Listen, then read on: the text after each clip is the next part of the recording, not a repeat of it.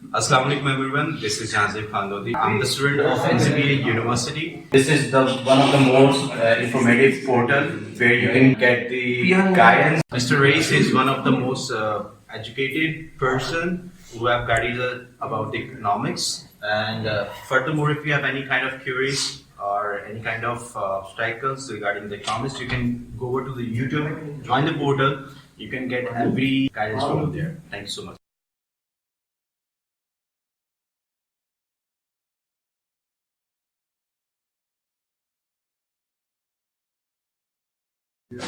बिस्मिल्लाहिर्रहमानिर्रहीम। Last video में मैंने आपको बताया कि what is circular flow of national income in two sector economy. इस वीडियो में मैं आपको बताने जा रहा हूं what is circular flow of national income in three sector economy. Three sector economy में कौन सा सेक्टर ऐड हो जाएगा? तो पहला हाउस होल्ड, दूसरा फर्म और तीसरा गवर्नमेंट। तो गवर्नमेंट अगर इंक्लूड हो फिर सर्कुलर फ्लो क्या होगा नेशनल इनकम का। तो स्टार्टिंग की वर्किंग तो वही रहेगी। सबसे पहले जी हाउस होल्ड और यहाँ पे फर्म। सबसे पहला क्या था जी काम स्टार्ट कहां से होगा? हाउस होल्ड से के फर्म से? House hold. हाउस होल्ड इनको प्रोवाइड करेंगे फैक्टर सर्विसेज। इसके बाद दूसरे नंबर पे फर्म्स इनको क्या प्रोवाइड करेगी? Factor payments.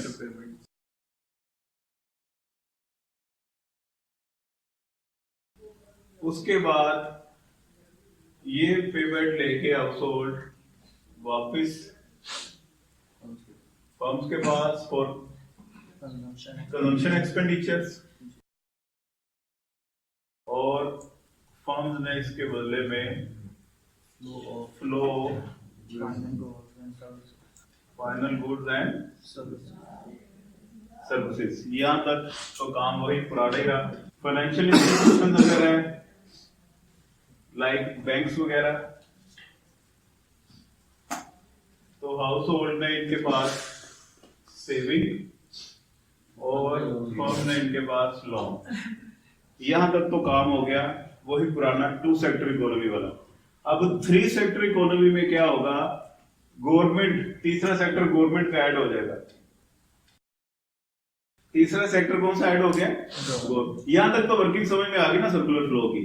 अब साथ गवर्नमेंट का रोल क्या ऐड हो जाएगा? हाउस होल्ड ने बैंक के पास सेविंग भी करनी है, इसके साथ साथ गवर्नमेंट को टैक्स भी देना है। ठीक, तो ये पे कर रहा है गवर्नमेंट को टैक्स, जिसके बदले में गवर्नमेंट हाउस होल्ड को क्या प्रोवाइड कर रही है? Transfer payments. ट्रांसफर पेमेंट्स मैंने लास्ट क्लास में बताया था। वो सैलरीज हो सकती हैं, पेंशन हो सकती है, आपका अनएम्प्लॉयमेंट अलाउंस हो सकते हैं, कितने भी ये स्कीमें वगैरह निकलती हैं, लैपटॉप और सोलर पैनल, इस किस्म के वो कामों पे ये लगाती है। इसे कहते हैं ट्रांसफर पेमेंट्स। अच्छा, ये वर्किंग ऐड होगी। इसके साथ साथ फर्म के पास क्या वर्किंग ऐड होगी? फर्म ने भी गवर्नमेंट को टैक्स पे करना होता है। अब फर्म्स का काम क्या ऐड होगा? गवर्नमेंट के पास फर्म ने भी टैक्स पे करना होता है। फर्म ने भी टैक्स पे करना है, जिसके बदले में अब गवर्नमेंट ने भी एक्सपेंडिचर्स करने होते हैं। उसे कहते हैं गवर्नमेंट एक्सपेंडिचर।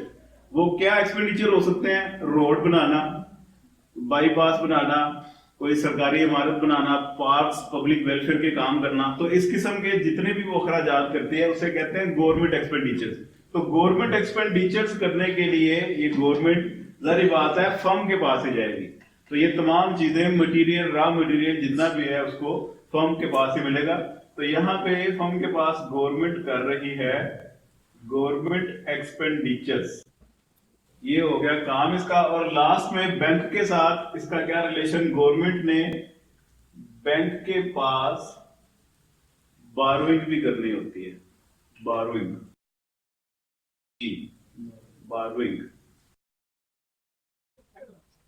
और बैंक गवर्नमेंट को लेंड कर रहा है। क्लियर होगी बात? तो इस तरीके से सर्कुलर फ्लो आपका कंप्लीट हुआ इन थ्री सेक्टर इकोनॉमी। तो ये यहाँ पे मैं नंबरिंग लगा दूं समझाने के लिए। yes, सबसे पहले यहां से कहानी स्टार्ट हुई, यहां से हाउस होल्ड गए फर्म के पास, फर्म को उन्होंने प्रोवाइड की फैक्टर सर्विसेज। फैक्टर सर्विसेज कौन कौन सी हैं? लैंड, लेबर, कैपिटल वगैरह वगैरह, जिसके बदले में फर्म्स ने हाउस होल्ड को प्रोवाइड की factor payments. Factor payment provide की, रेंट, वेज, इंटरेस्ट, प्रॉफिट वगैरह। उसके बाद तीसरे नंबर पे जी क्या हुआ, हाउस होल्ड वापस फर्म के पास गए फॉर हाउस होल्ड एक्सपेंडिचर्स, और फर्म ने इनको प्रोवाइड किया flow of final goods and services. साथ साथ इसकी वर्किंग में एडिशन हुआ, हाउस होल्ड बैंक के पास सेविंग भी कर रहे हैं और फर्म्स बैंक को लोन भी ले रही हैं। और लास्ट में ये गवर्नमेंट के साथ इसका बना दे, छठे पे 7 पे ये कर लें आप, 7वें नंबर पे ये लूप बड़ी, और 8वें पे ये, 9 पे ये, 10 पे ये, और लास्ट में 11, 12। पेपर में अगर आपको ये आ जाए डायग्राम, तो ऐसा नंबरिंग शिमरिंग कोई नहीं लानी, तुसी ये सिर्फ समझाने के लिए आपको। क्लियर जी? उम्मीद है ये डायग्राम आपको समझ में लगी होगी। पाकिस्तान जिंदाबाद।